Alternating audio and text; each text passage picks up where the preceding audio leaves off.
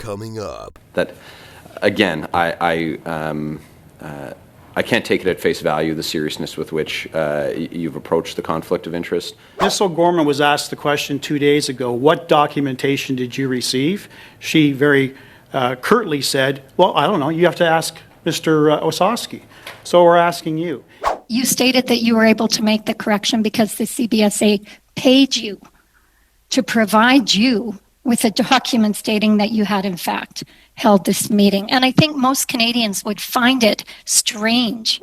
Ms. O'Gorman made a point in her appearance this week of saying that there was no effort for anyone to get their stories straight. Just a name, sir. Who ultimately signed off and chose GC Strategies? It's a simple question. I want a simple answer. Point of order, Chair. Point of order. What kind of pressure were you under, in your department under, from the Privy Council office to get this done? This guy's garage. Like and subscribe. Thank you, Mr. Chair. I will begin by taking issue with repeated references to me having lied, fibbed, or being demonstrably dishonest. I corrected my testimony last October, and I apologized for not remembering all those who attended a Teams meeting from 3 years ago. Mr. Chair, not remembering is not lying. What more does the committee want from me? Mr. Ossowski, you were the president of the Canada Border Service Agency, is that correct? And how are you employed now? I work with PricewaterhouseCoopers. And what's your position with PricewaterhouseCoopers? My classification is a managing director, but I'm a senior strategic advisor. And as a senior strategic advisor, are you aware of how much business your firm does with the Government of Canada? Yes. And how much business is that? I don't have those numbers with me today. Okay. Would you care to offer an estimation of how much business it is? That's corporate information that I'm not privy to share. You're not privy to share? Well, I'm privy to, but I'm not in a position to share. That's something for the firm to respond to that question. So the value of contracts between your firm and the Government of Canada is not something that you're prepared to share with us? That's not my information to share. That's okay. The firm's information. Sorry, I think it's germane, but we're going to circle back to it. We know that PricewaterhouseCoopers does significant business with the Government of Canada and formerly did business with the agency that you were the head of, the CBSA. You talked about taking a casual employment with the CBSA so that you could access information while you were concurrently working in a senior strategic advisory role for PricewaterhouseCoopers, a firm that does significant business with the Government of Canada, an amount so great and so sensitive you're not even prepared to disclose it to the committee today. Did you have any restraints put on you on the information that you were able to access when you were employed by the current president of the CBSA in preparation for your testimony before a parliamentary committee? The letter of offer that was offered to me and I signed had conflict of interest provisions in it. I have access to my email and my calendar and other documents associated with events in the emails and the calendar. So to be clear, if I may finish, I recuse myself from all work with CBSA while at public work, PwC. Yeah, we've seen the record of the CBSA under your leadership on conflicts of interest. We heard testimony from CBSA officials about boozy dinners with contractors that were working for the CBSA. So you'll have to excuse me if I don't put great stock in the seriousness with which you viewed the conflict of interest requirements that you said you would follow. You said that you had access to any documents related to items in your calendar and email. Well, as the president of the CBSA, I'd imagine that would be pretty significant. And working for a firm that hired the former head of the CBSA, having previously done business with the CBSA and doing excess of tens of millions of dollars, if not hundreds of millions of dollars in business with the Government of Canada, it seems that there would be a commercial advantage to having their senior advisor and executive with this firm to have access to all of their information from their calendar, emails, and associated documents when you were given that employment by Ms. O'Gorman. What date were you given access to the CBSA? I don't recall the specific date. It was sometime in January initially to prepare for my January 18th, and then it was restarted again in February. Can you please furnish this committee with the assigned offer of employment? I believe that's in the possession of the agency. I don't have a copy of myself. You don't have a copy of any of the employment documents, so you took a job with the CBSA and didn't keep a copy? I'll look for it, but I think you're better off to get that from the agency. They would have a record of that. Well, if you have it, I would be best to get it from you because we've asked for it from you. I will look for it, and if I have it, I will certainly provide it. Thank you. You still have 2 minutes. Pardon me, I was acknowledging the witness. You have 2 minutes. Thanks very much. You were paid for your casual employment to access the documents in preparation for your testimony. That's correct? I was asked to submit hours for my preparation, and I submitted 1 day. And how much were you paid?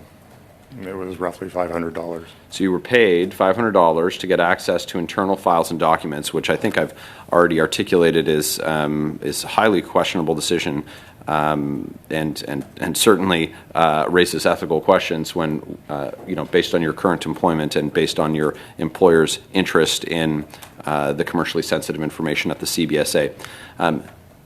Do you have a list of all of the documents, or are you still in possession of the documents that you retrieved in preparation for your committee appearance? Mr. Chair, the one document that I was actually provided with, besides looking at my emails and calendars, was the ATIP that was provided to OGO, which is several hundred pages long, and I did not even look at it. I know that you asked Ms. O'Gorman for the forensics of what I've touched when I'm in there, and I'll leave it up to them to provide that information to you. I think you'll find it fairly underwhelming. Well, I find it very interesting because the president of the CBSA said that you had access to any of the documents that you would have had access to as president of the CBSA. While that may be the case, I did not access anything or take it with any advantage that would put me in any conflict of interest. Yeah, I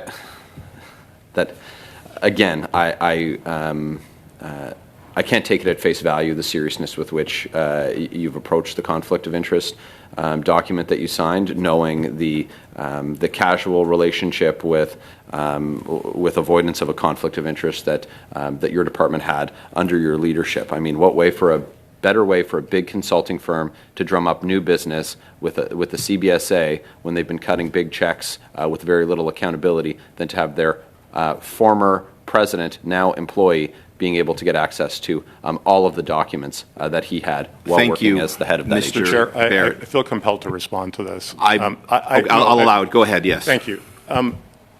Given all that's gone on for this ArriveCAN discussion over the last couple of years, do you really believe that I would further put myself into jeopardy by pursuing something that had some conflict of interest? Thank you. Yeah, I'll take that question as rhetorical. Thank you. Did you want to add anything more to your statement that you just said? No, I'm fine, thank you. Okay. What role did you play in the development and oversight of the ArriveCAN app during your tenure as the president of the CBSA? Obviously, as the president, I was running the agency during the pandemic. We had a request to develop the app from the Public Health Agency because of the paper process that was in place at the time. I asked my officials to look into it. They came up with the idea, and they went ahead and procured the necessary resources to deploy it.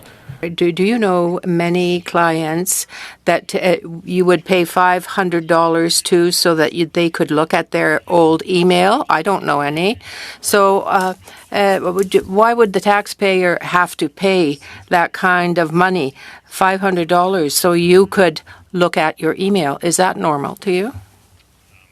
My best explanation of that would be, as a government employee, I was required to submit hours to the agency. I submitted 1 day's worth of hours, and they chose to give me a paycheck. So you can probably best get the answer in terms of the rules around that from the agency. Thank you, Chair. Current CBSA President O'Gorman and suspended or on medical leave Min Doan, a senior executive at CBSA, have been caught repeatedly lying to this committee and other committees. In fact, the RCMP are investigating currently Mindone's allegations that he deleted purposely tens of thousands of emails over a 4-year period. Are you aware of that, sir? I'm aware of what's been said at committee about this, but I have no other details. Right. And did you ever engage in that type of activity when you had access to your own emails after leaving the agency? Did you delete some of your emails? Mr. Chair, I've always honored whatever information management, document management principles that were imposed on me by the government. So no, I have not inappropriately deleted any emails. Thank you. Any and all emails relating to your communications with Mindone or your communications with GC Strategies or anything in relation to the ArriveCAN or Bottler AI would be preserved at the CBSA. Is that what you're saying, sir? Mr. Chair, I've reviewed my emails and I have no evidence that anything has been changed or removed from what I remember. Thank you. Now let's end this speculation once and for all. There's fairly clear evidence on the record at this committee and other committees that it was in fact Mindone who finally made the decision to select GC Strategies. Do you agree with that? I would go back to Mr. Dewan's testimony, Mr. Chair, and he said he was offered a technical decision. Sir, Mr. Dewan's testimony is rife with inconsistencies and outright lies. There is evidence from other witnesses, including written evidence, which clearly supports that there was one person who was in charge at the time at CBSA, and it was Mindone who held that position and who ultimately selected GC Strategies. I'm asking you, sir, do you agree with that or not? I do not agree with that. Fine. The RCMP, as I said, are investigating this and a number of other issues surrounding the CBSA and other agencies. Has the RCMP contacted you, sir? Have they requested any documentation from you? Mr. Chair, no, they have not. Will you cooperate with them when and if they decide to talk to you? Mr. Chair, absolutely. The president of the CBSA, Aaron O'Gorman, appeared 2 days ago and was quite clear that there was only one casual employee contract that was offered to you, and that was in relation to the one-day contract that we spoke about. But that's not accurate. That's not accurate at all. In fact, you've received more than one contract since you left the CBSA. Isn't that correct? Mr. Chair, the initial contract that occurred was for my appearance on January 18th. After we closed out that contract, I was invited back to OGO in February, but it didn't work out for scheduling reasons. And so that contract was restarted. So under her, I believe what she said, under her tenure, it's only happened once, and maybe it was just referring to me once, but in fact there was two separate contracts. And they're not, actually, I think I would just clarify, they're not contracts. I'm on casual employment status. Did you in fact sign a contract in relation to your appearance today? I signed a casual employment letter of offer. Okay, and how much are you receiving? Nothing. Nothing. All right. Now, in relation to the documentation, you claim you only accessed your emails and your calendars. But again, that's not accurate because you had access literally to everything at the CBSA surrounding this scandal. Isn't that correct, sir? I guess, Mr. Chair, notionally, I guess that would be the case. But right. You've asked the department for records of what I've accessed, and I yes. think you'll find it underwhelming. Well, Ms. O'Gorman was asked the question 2 days ago, what documentation did you receive? She very curtly said, well, I don't know, you have to ask Mr. Ossowski. So we're asking you, isn't it true that Ms. O'Gorman actually furnished you with a number of documents in relation to your committee's appearances, including the statement of allegations against Mr. McDonald and Mr. Utano? Mr. Chair, Ms. O'Gorman has personally not provided me with any information, and I have never seen the statement of fact or allegations against Mr. Utano or Mr. McDonald. So if there were emails from Ms. O'Gorman to you, including attachments with documentation regarding the statement of fact against Mr. McDonald, Mr. Utano, you would disagree with the existence of an email. Is that correct? Mr. Chair, I have no knowledge of any emails from Ms. O'Gorman That is your about time, the Mr. statement Brock. of fact or allegations. Is there anything you'd like to add to date in terms of the question that you've answered from any of my colleagues, any clarification or anything you wish to extend on? Thank you for the offer. I think I'm fine for now. Thank you. Okay, thank you. You know, I echo my colleagues' comments when it comes to the fact that it is absolutely mind-boggling to have the former president of the CBSA state he remains proud of the work his department undertook when it is actually the CBSA that has served as a bellwether for the complete debacle we are studying now, known as Arrive Scam, and all of the other issues that have started to arise when it comes to procurement and contracting across all departments in the Government of Canada. I'm going to circle back to some of the questions my colleague Mr. Barrett asked, just to make sure that I heard your answers correctly, Mr. Ossowski.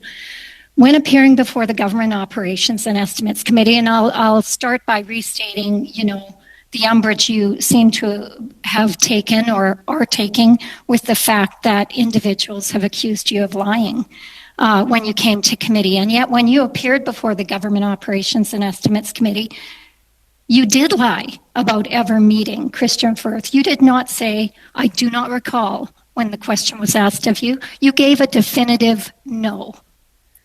And we have that in the testimony. And as we know, at a subsequent meeting, you then corrected the record to say that you had in fact met with him.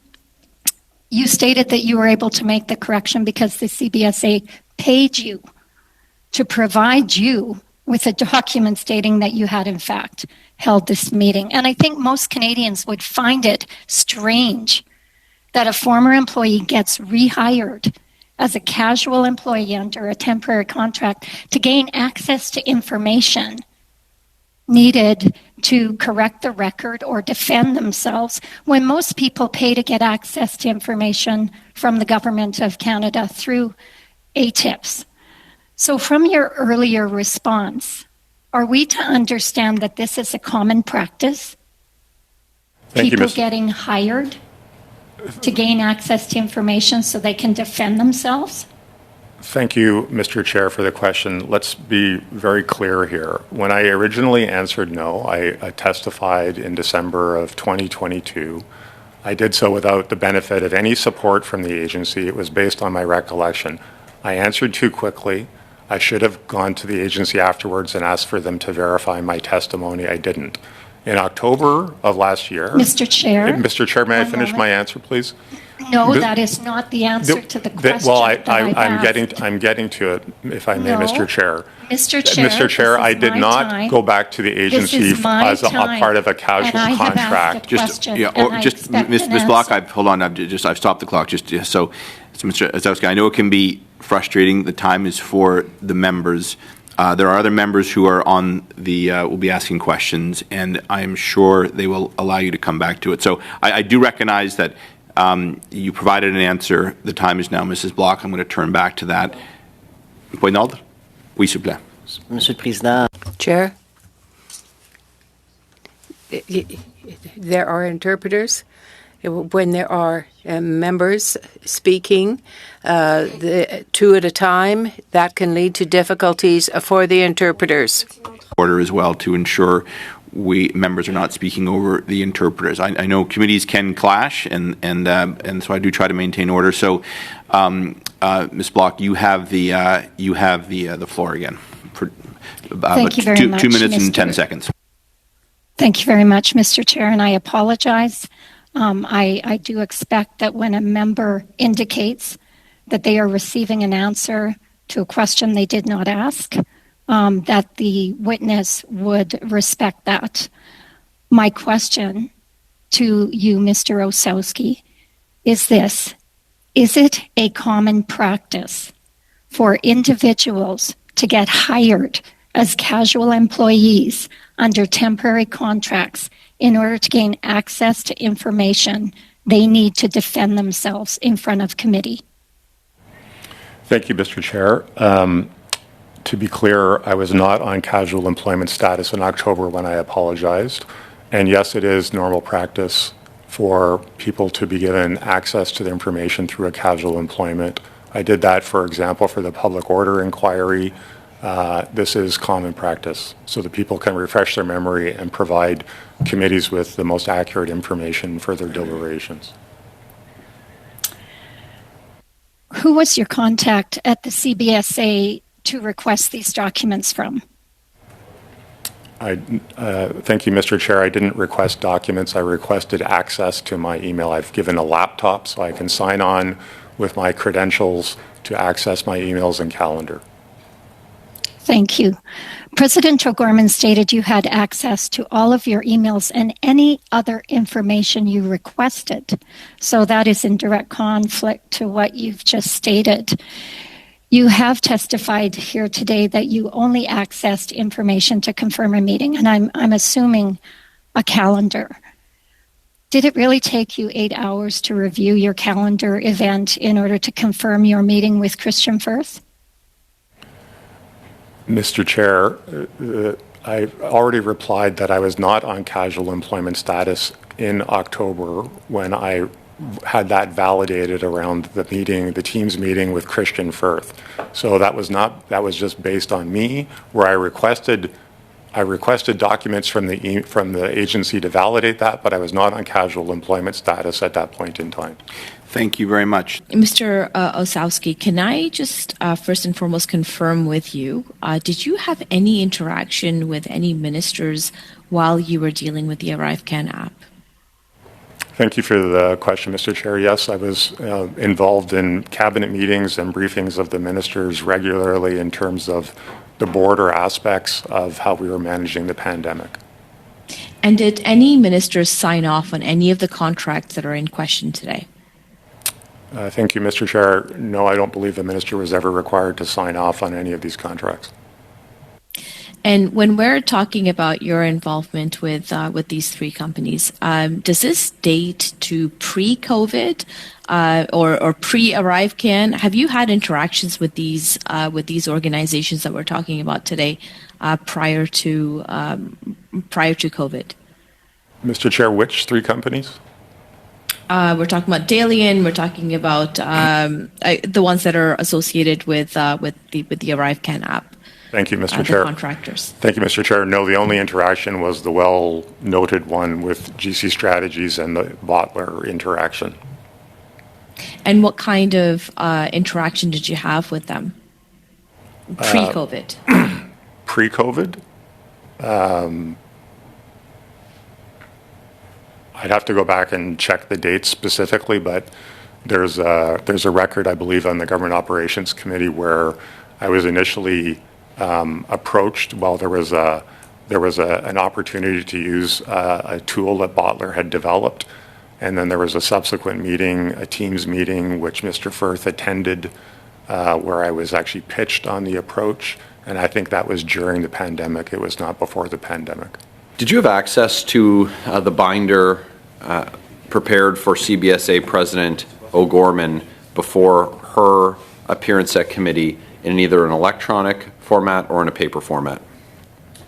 Thank you, Mr. Chair. I have not accessed or seen or been sent any briefing materials for Ms. O'Gorman's use. Was one offered? Was any of that material offered to you? In terms of her briefing book? Any preparation material that was used or designed for the use of the current president of the CBSA?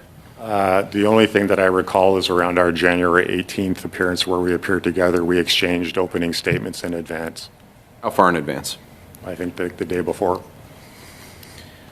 That's interesting. Ms. O'Gorman made a point in her appearance this week of saying that there was no effort for anyone to get their stories straight, but certainly witnesses a former employee of the government and a current head of an agency exchanging opening statements days prior to their appearance at committee looks like exactly that.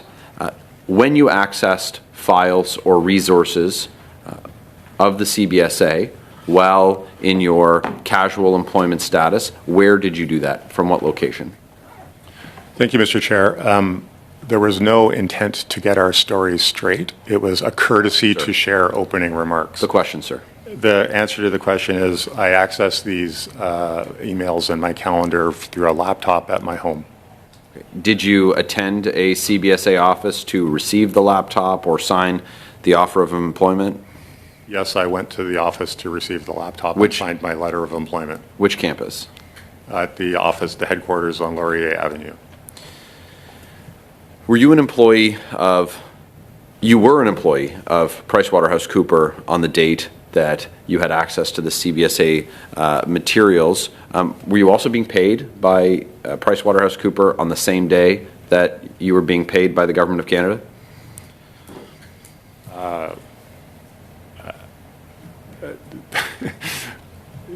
I don't even remember the exact day that I was billed for, or potentially yes. Thank you. Yeah, it sounds like a yes. We've heard a lot about double dipping, where we have folks who are providing services to the Government of Canada while also working for the Government of Canada. We know that PricewaterhouseCoopers does hundreds of millions of dollars in business with the government. It's the fact that this is just further evidence of the disregard for the public dollar in the ongoing scandal of double dipping is it's unsurprising, of course, but troubling for Canadians. You said you were proud of ArriveCan. I've talked to frontline border service officers, and I speak to them regularly. I spoke to them during the time that you talk about, the challenging time of 2020, 2021, 2022, and time since then. This cost $60 million, and it wasn't necessary. It absolutely was not necessary. You said that you would have spent more on hiring border service officers if you had money to do it, but you had the money. And the border service officers have been very clear with me that they could have done, with resources made available to them, more than was done with the app, but also been able to do the job that they're there to do, to make sure that the traveling public is safe, to make sure that we have the proper flow of commerce into our country. And they, instead, scammers and grifters were paid. Pools and decks were put on the houses of contractors who added no value to this app, charging 30% commissions and bonuses paid to executives, while border services officers were able to execute on their core function. So to be clear, you're proud of the $60 million price tag on the app. Thank you, Mr. Chair. First of all, I take umbrage that I'm being referred to as double dipping to prepare for this committee. Sir. And secondly, there was no ongoing source of funds to hire border service officers, and my point in my opening remarks was Mr. Ossowski, you spent $60 million on this thing, so there were funds. There were funds available. You made a choice, and the choice was to spend it, and we in the way that you did. And 30% commissions going to people who added no value. You talk about programmers. Your question, Mr. Barrett. Christian Firth and Darren Anthony, they're not programmers, but the people who. Question. Are you proud of doing business with these grifters instead of properly funding frontline border service officers? Thank you, Mr. Chair. There was no choice at the time to use this procurement vehicle. It's a failure of leadership. Thank you very much. Srivastava. It's unfair the way we or certain members are treating your relationship with PwC. It has nothing to do with the issue at hand.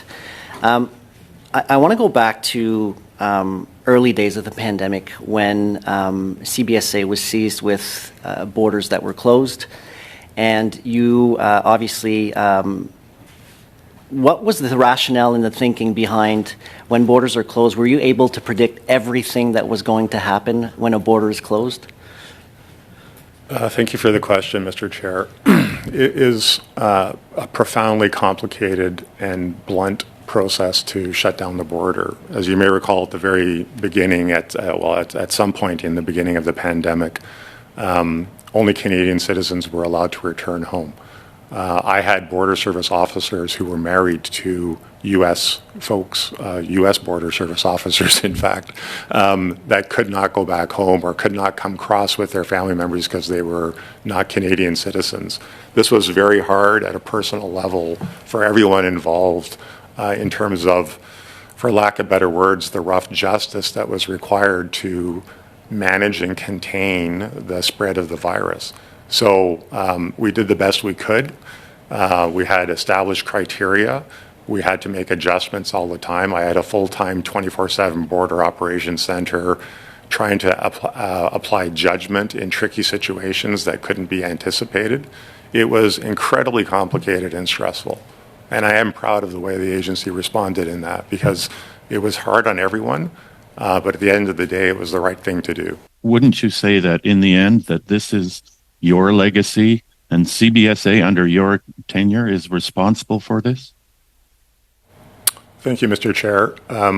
There's lots of regrets here around things that the Auditor General and others have found out about how this happened.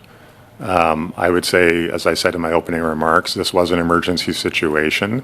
Eventually, we did have an agreement with the Public Health Agency, who was the business owner of the app. There should have been better documentation. There should have been better recognition of the controls and procedures. And I regret that that happened under my watch. I hope that's not my sole legacy as the president of the CBSA. You said Mindone didn't choose GC Strategies. Who did? Thank you for the question, Mr. Chair. This has come up multiple times. Just give me a name, sir. I think the question, Mr. Chair, is the issue is really who proposed GC Just Strategies. a name, sir. Who ultimately signed off and chose GC Strategies? It's a simple question. I want a simple answer. Point of order, Chair. Point of order. Yes, Mr. Sabero, I believe. I wanted to get your attention there. I think the line, the tone of questioning from my colleague on the opposition side, we've had a really good meeting to date, and the tone of question, the start off here is kind of veered off somewhere where it's, if I can use the word disrespectful, I think that'd be probably apt. Well, I don't think it's disrespectful. It's certainly sharp, but that is Mr. Brock's within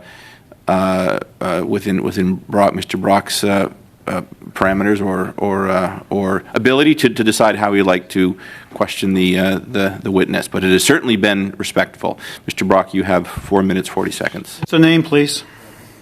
Mr. Chair, I do not know who chose GC Strategies. The Auditor General is also not able to determine who chose GC Strategies. Thank you, sir. This is my time. For the record, the president of the CBSA, an extremely large ministry, is unable to give evidence to this committee as to who ultimately chose GC Strategies. That's absolutely incredible, sir. Moving on. I want you to table all emails and attachments sent to you by Aaron O'Gorman since you left the agency within 3 weeks. A document tabled by the CBSA called Lessons... Hold on. I want to get an acknowledgement from the witness if he's prepared to do that. Generally, and I'm sure you're aware of this, committees can request, or members through committees can request information. Is that something you'd be prepared to provide to us or get back to us on? Thank you, Mr. Chair. So you're asking for all emails that I received from Ms. O'Gorman. Is that correct, Mr. Brock? I have stopped the clock. Emails, all attachments, any other pieces of, I think that's clear. of correspondence since you left the agency. I'd be happy to do that. Thank you very much, Mr. Brock. You have 4 minutes.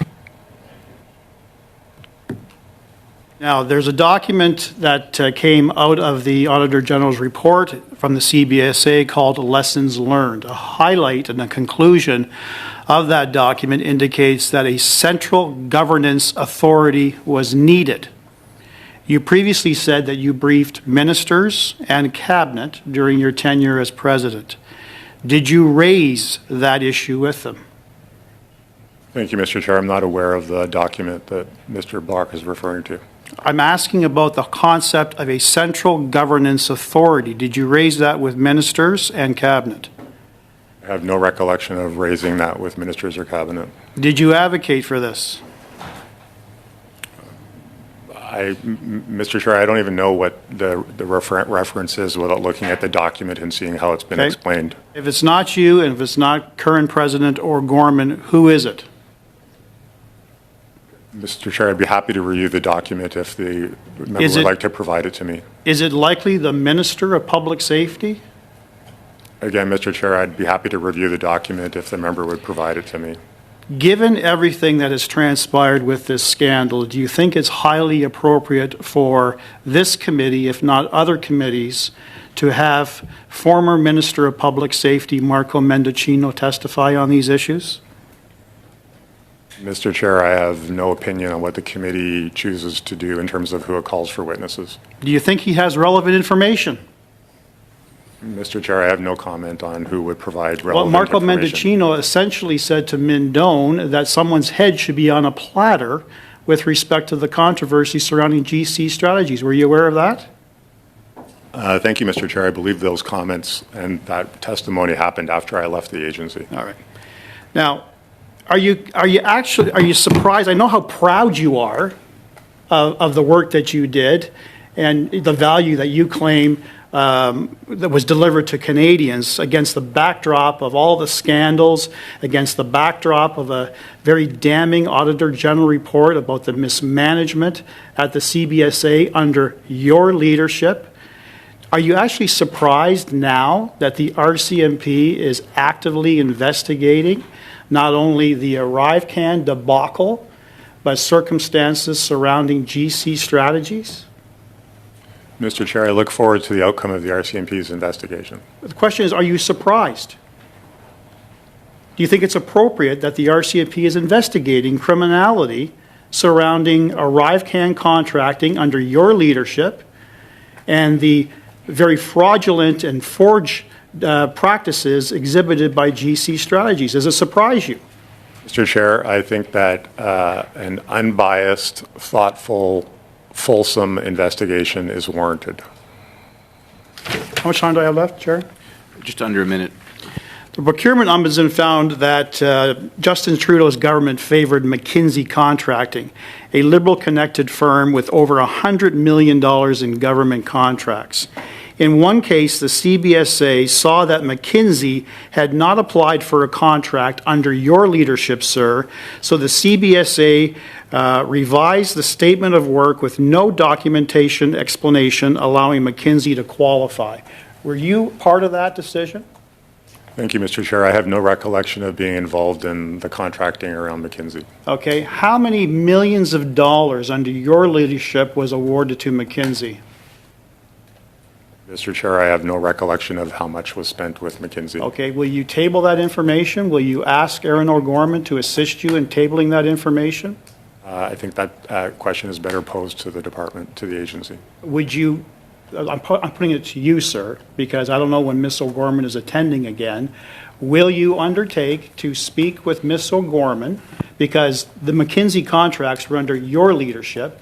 Will you undertake to speak with her and give this committee a number of how many millions of dollars in contracts under your leadership was awarded McKinsey Contracting? Perhaps Thank you, Mr. Brock. Hold on. Mr. Brock, just hold on. Your time is up. I gave you more time because you're trying to get information. I allowed that. I will allow the witness to answer, and then we'll go to Ms. Yip. But I am here as an individual. I'm sure Ms. O'Gorman has officials watching the testimony today and taking note of the request.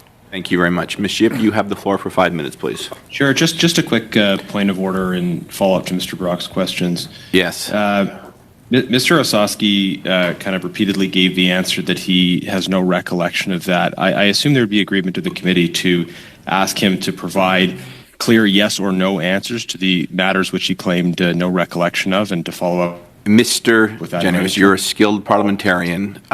Witnesses are here to answer questions, and members are free to pose them.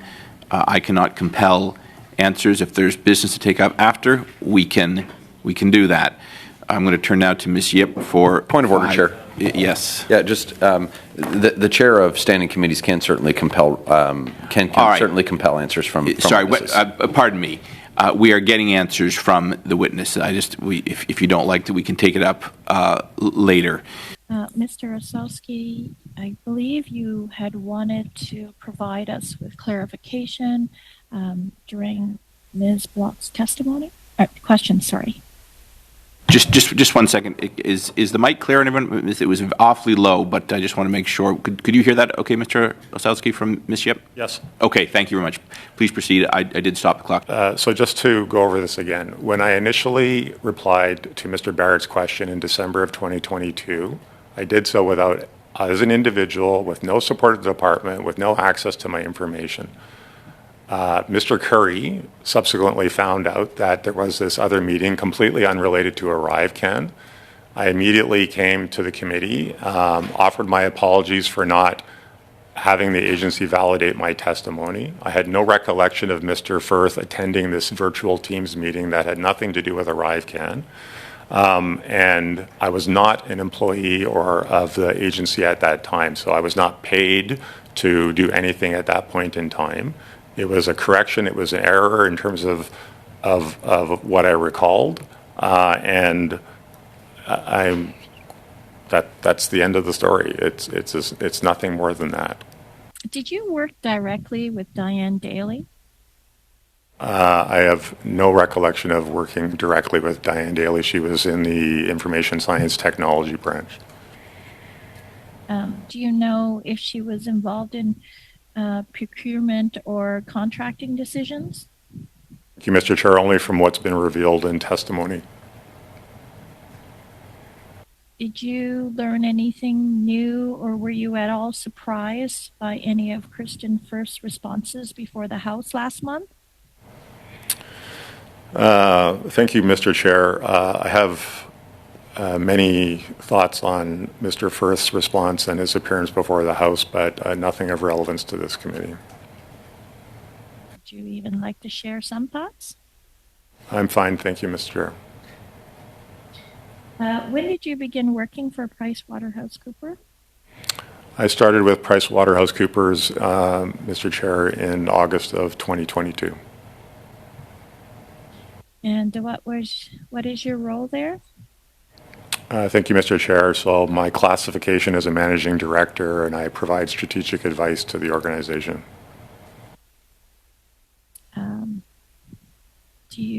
Does this position involve any engagement with the federal government?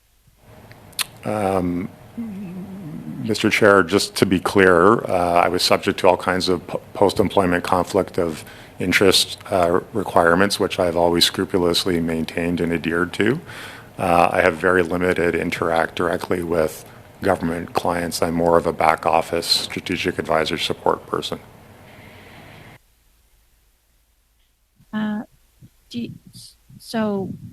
There are no other post-employment limitations? I still am subject to all kinds of limitations in terms of lobbying and things like that, but I had a 1-year cooling off period. I'm not allowed to switch sides. They're all outlined in the Conflict of Interest Act, and my initial employment with the firm was approved by the Conflict of Interest Commissioner. Is there anything else you would like to finish off? That's it. In terms of your testimony here? Thank you, Mr. Chair. No, I think I'm good. Thank you. Thank you very much, Ms. Yip. Just a question. You had mentioned, and I think this is believable, that if wrongdoing had been sent to you, you would have acted on it. But you said something at the top which was interesting, which is the auditor found systems were in place, they were not followed. So who's responsible? That's what we're trying to get at here. You were in a unique position to be responsible. In fact, you said you were the person responsible, but you were proud of the work. So can you answer that question for us? Who is responsible for rules that were in place to ensure tax dollars are wisely spent and accounted for, but the system broke down internally? Is it officials under you, or was it officials over you? Monsieur le Président. On a point of order, Mr. Chair. Yes, go ahead. I don't know. I'm new to this committee, but